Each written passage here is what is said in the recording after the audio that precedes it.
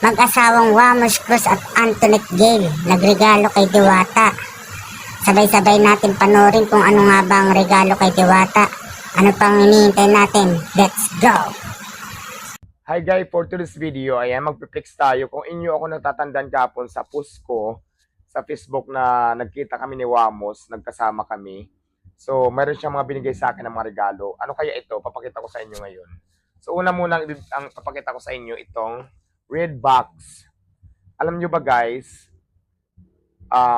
kung ano ang laman nitong red box na ito. So, huwag na natin patagalin, ipakita na natin. Sa inyong palagay, ano kaya ito? Ayan siya, ganyan siya pag inopen mo. Tapos pag binuksan mo siya, ganyan. Ayan. Ayan siya. Ano ba to? Gold ba to? Parang gold bar, no? Pero ano lang daw